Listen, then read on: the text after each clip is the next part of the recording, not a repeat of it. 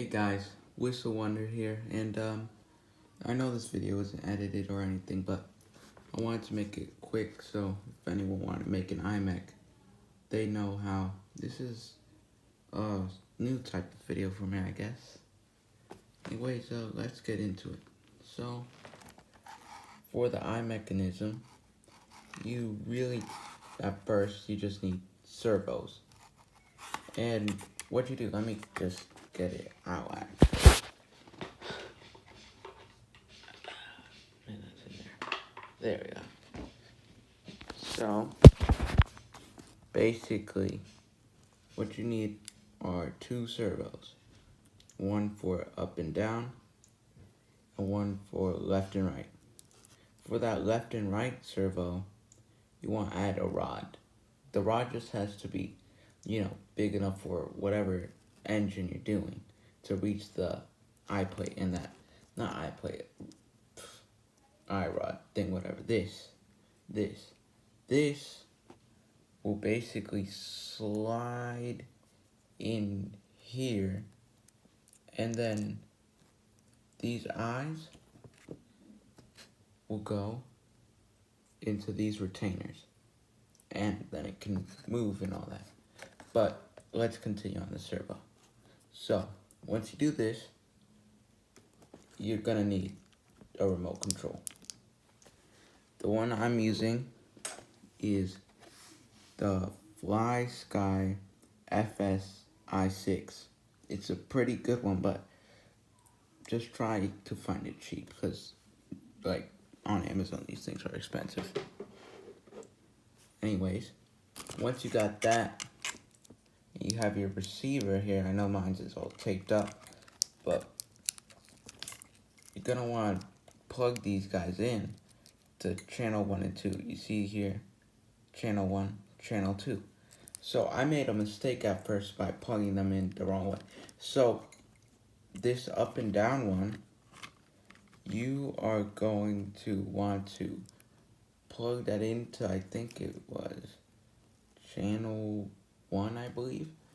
And then the left and right goes into channel 1 and the up and down channel 2. So this one, channel 1, this one, channel 2. Once you have that all plugged in, you're gonna need a battery.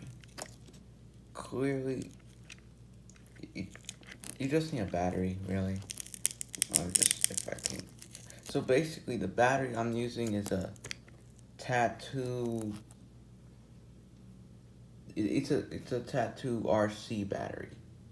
It's very small, but it works. And yeah, I mean that's it. But if you are like using a Marklin chassis and all that, you are going to need an on and off switch, which I think I bought on accident. Here we go.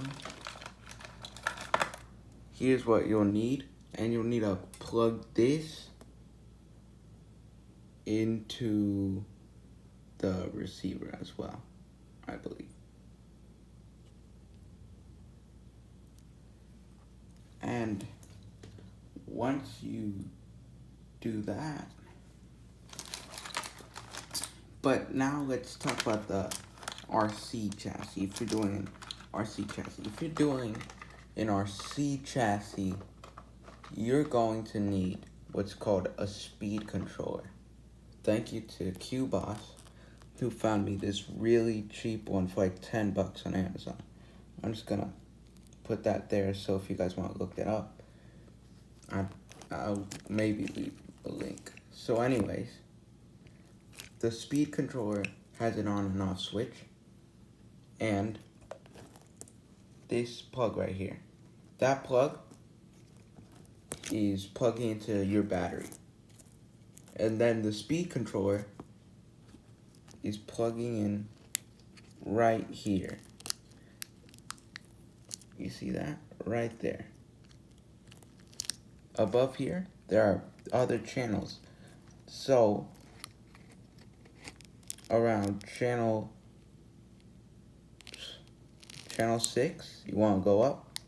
plug it in. Basically, just plug it in next to where the servo things are plugged in and just move it up a spot. And yeah, that's where you plug it in your speed controller. Now, to test if this all works, just get your on and off switch. Turn that on. Once you hear that beep, that's a good sign. Then turn on your controller and just move it around. And that works. So now I'm going to tell you exactly all the stuff about these servo guys, because there's this part, let me just turn this on one more time, called endpoints. Let me just show you here. If you can see that clearly, you want to go to system setup, endpoints, click OK, and here are the endpoints. It all depends on the size of your engine smoke box. So for Thomas, I got the left and right, up and down. That's what they're all set at. So that's exactly what they'll move to. You wanna edit these endpoints so it won't be hitting on the inside of the smoke box, because that's bad if it does. So once you get those endpoints figured out, what you're gonna want to do next is actually mount the motors into your model. So what I have here is kind of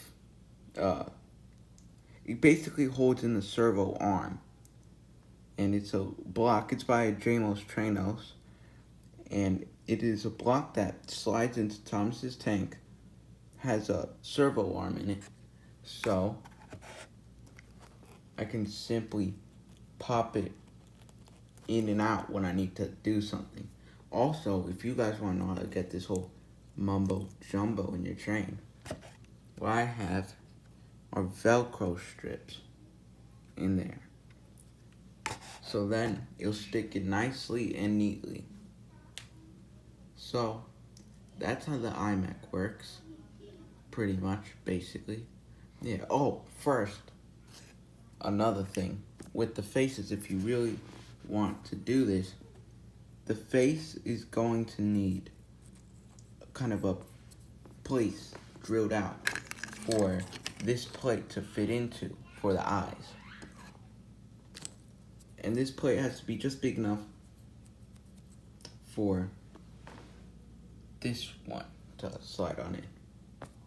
And this plate also has to be a friction fit so the eyes won't slide out.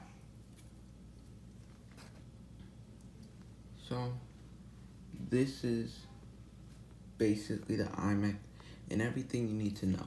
I really hope this helps you, because also thank you to Wellsworth's Workshop on YouTube for his video, because that helped me make mine. And thank you to QBoss too, like, for helping me with the parts and all that, because I was incredibly confused. Anyways, it's been good. So I'll be posting more progress on Thomas. And, well, this is how you make an iMac. I hope you guys enjoyed. Please like and subscribe.